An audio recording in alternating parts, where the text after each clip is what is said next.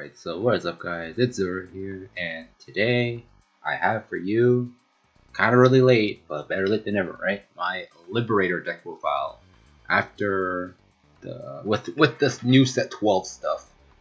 So, as I'm recording this, it's already been like a week into set 11, or set 13 rather.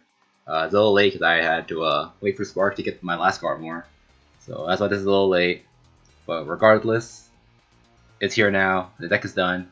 Probably one of my favorite decks in the game to play just because it's really fun. So without further ado, let's get to the deck profile. So here's my list. Honestly, not a whole lot of new additions, just the Garmores and the Barkles, but these two cards do add quite a bit to the deck. So start off with the starter being Garmore Liberator. So his skill, if you don't already know, is when they attack that it boosted a Liberator, specifically has to be a Liberator, hits a Vanguard, you can put it into Soul, completely free, just put it into Soul and search your deck for a Blaster Blade Liberator. So this effect is super strong because you grab a CB2 retire from the deck. It's an intercept, you can use it to ride if you, for whatever reason, toss your grade 2 back. Oh yeah, this card is very good. This honestly is one of the best starters in the game. It just so happens that it's not in a very good deck right now. So Garmore Liberator is in my opinion probably like the second best starter in the game behind like Cardfight Mega Trainer. This card is just really actually good. This is like one of the main reasons to play this deck. This card is amazing, and there's like no other starter that I would play over Garmore. Next we have the PGs. It is the new PGs. It is the Liberator mark. It is on name for whatever that, so it does actually matter because being on name means you can put it back with Garmore if you happen to superior call by accident. So yeah, it's new PG. Your deck is Limbrick Alliance, so you play the new ones. On name also helps. Next, we'll go over the old card server. So next we'll go with the Fort Bruno. His skill is when a card is called from deck, if your Vanguard is a Liberator, he gets plus 3k. So this card helps you scale your turn 2 aggros, helps you scale your late game aggros if you happen to call stuff off the top with like Garmore or Alfred. Just a really solid card. You don't have a whole lot of other better cards to play, but this card is definitely really good. I would definitely say this card's a mandatory 4-up in every Liberator list right now. The next card, the one of, is just the Marin. He's just a 10k attack for Liberators. Front row rear guard. During your turn plus 3k. If you don't know where this is from, this is the coupon shop art Marin, but it does the exact same thing as the one you get from Gacha. Yeah, solid. It's just the one of. You could play like Josephus over this if you want, but I personally rather have something that would actually do something in my hand and help you aggro early. So yeah, Marin's just the one of. Next, we have the new card. We have Garmore Liberator. So his skill is rear guard circle. When the attack that it hits a Vanguard where he boosts specifically a Blaster Blade Liberator, you check top 3 cards of your deck and call a Liberator as rest. So you can't do anything with the card on that turn, but it's still a free card regardless. Pretty solid. Another important thing is that it shuffles the deck, and that is one of the main reasons we do play the card, because of the synergy with Garmore. But I'll get to that a little later. So yeah, we play the 4 of the Garmore Liberator. Pretty solid card, pretty nice addition. A free card's a free card, even if you can't use it on that turn. Next, we have the grade 2s. Start off with the main guy himself, the main man. The deck basically revolves around this guy. Blaster Blade Liberator. His skill is Vanguard Rear, on play. If your Vanguard is a Liberator, and everything in this deck is a Liberator, so this will never not be live. CB2, pop anything. Very solid. It's just CB2. It's CB2 retire. Not a whole lot to say. Yeah, it's a solid card. It's searchable by Wingull, Ganslot. Solid. Only problem with CB2 in a deck with no counter chargers right now. That's on name, so yeah. It can get a little expensive, so you do have to watch out on where you use it. And you might want to just play it down and not use skill to hold it for later. Little things like that, but that's gameplay wise. But yeah, the card is solid. You play 4 of it. Good card.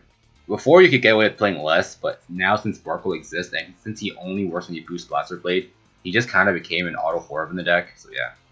We play 4 of it for reasons like that. Next, we have the actual best grade 2 in the deck, Eskrad. So Eskrad's skill is Vanguard Rear. When the attack that it hits when his attack hits the Vanguard, if your Vanguard is a Liberator, CB1, call the top card of your deck into any slot. You play over something, you call it the back row, you call it the front row. He's literally just a Vivian clone, but the reason he's so good is because he's the card that facilitates all your turn two aggro nonsense that you do with cards like Fallon, the Garant, I think is his name. He's just a great shoot Bruno. Fallon, and then the Bruno himself, because let's say you go first, you go right Escrad, you call a Fallon and you call a lane with like a Fallon and the Bruno, and then you have the Wingo Liberator off to the side by itself. You go Escrad hit, let's just say you don't get triggers and they're on the 10k base. You hit, you call whatever in front of the Wingle, and if they don't see it offensive, that lane should hit, because even if you call it PG, it's still a 11k. Actually, no, if you call it PG, you actually can't hit, but you usually don't.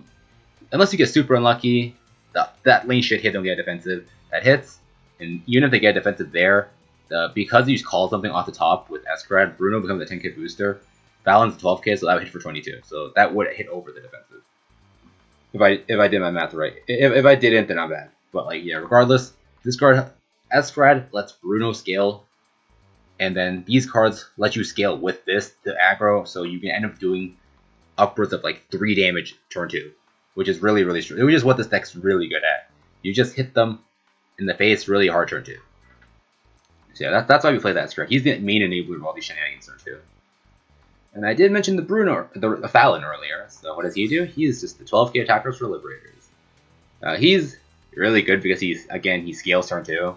12k attacker turn 2 scaling with the 10k booster is really strong. Yeah, that's how we play him. That's how you play him. Play him with the 4 of. You don't really have too much else better to play anyways. So yeah, he's nice. Again, this is the 2-point shop art for the Fallon. The gacha art one that's the exact same thing, 12k attacker. So yeah. Next, one of is the Garant, I think is his name. But name aside, his skill is when something is called off the top of your deck, calls from deck, and if your Vanguard's a Liberator, plus 3k. So he's a Bruno, but he's great too. You could honestly play like anything in this slot, like a Galatine or whatever, but I opt to play this as the one of, because this card essentially just acts as a Fallon for your turn 2 play, so it's like you're playing a 5th Fallon for the sake of what you're using him for. So yeah, that's how you play. I thought I should play with the one of over the Galatine. But the Galatine is a better ride target if you do miss the Escrad ride. So yeah, because he has a 10k base. So yeah, that's it for grade 2. I'd say this is relatively standard, minus my choice of Garrett over like a Galatine or something. Next we have the grade 3s. So again, I'll go over the old ones first. So next we have Liberator Gancelot. So he's the break ride for the deck. So when ridden upon, lane grade 4, plus 10k, you give 3 of your rears plus 5k. So this is basically only boosters or grade 3s, but at this point in the game, you're probably going to want to play over them for intercepts to not die. So basically just it powers up your boosters, makes all your boosters minimum 12k, so it scales with any 9k intercept, or any 9k making 21k lanes. So that is rather nice. And then the add skill after this is, if your Vanguard is a Liberator, you search your deck or drop zone for a Blaster Blade Liberator. So when you ride on him, you break ride, you give your rears 5k power, you give your Vanguard 10k, and then you search your drop or your deck for a Blaster Blade Liberator. So free Blaster Blade is always nice. And then his other skill is when attacking Vanguard plus 3k. So this is the, I like to call it the waterfall skill. It lets you scale with any 7k booster. Very, very nice to have. Just lets you scale. Really nice. Overall, again, it's rather solid card. A free Blaster Blade is never bad. Power is nice too. But yeah, pretty solid card. You play him at 4. You also don't have a whole lot other better things to play anyway. So yeah. Next we have Alfred as the heal. He is honestly kind of mediocre, but you play him because you again don't have a whole lot better things to play. Skill is Limb Break for when attacking. You get plus 2k per Liberator on the board. So if you have a full board, 2, 4, 6, 8, 10. I don't even remember this Vanguard or Rear. I like never use it, but he gets power. He becomes really big. It's nice for scaling. That's about it. And then his other skill, Vanguard Rear, CB2, check top 4, call a Liberator. You sometimes use this. More often than not, you don't, because you'd rather save your counterblast for Blaster Blade, but sometimes if you're in desperate need of an intercept or a booster, you do use this. Not the worst thing in the world, not the worst card in the world, but you could do better. This is the first thing that gets kept to get something better. And then our 1-of is just a Bleo. He is just a filler 1-of. He is also a Break Ride. When written upon CB1, give your Vanguard 10k and call top 2 cards of your deck. And then he also has the Waterfall skill. I basically play him just because he has the Waterfall skill, so if I do have to misride something, I'd rather ride you as the 1-of. So yeah. But other than that, this card is more or less just 11k vanilla. You could play like Freeze or some shit like that over it, but I personally rather have a extra Break Ride just to have it.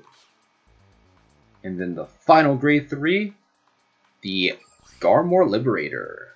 So his skill is CB2. You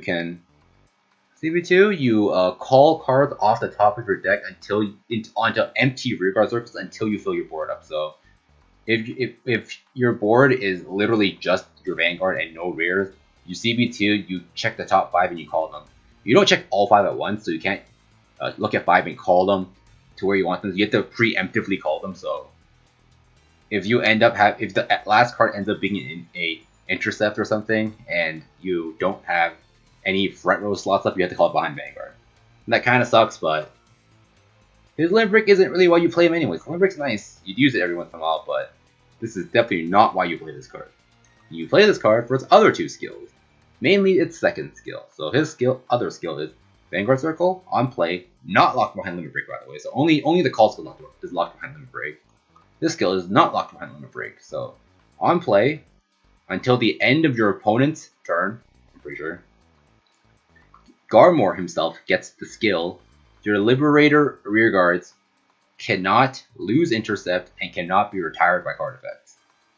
So this card is basically just a big middle finger to Eradicators. Makes sense considering he was used against Valor Saber in the anime, but that's besides the point. Yeah, so this card is very, very strong against specifically Eradicators.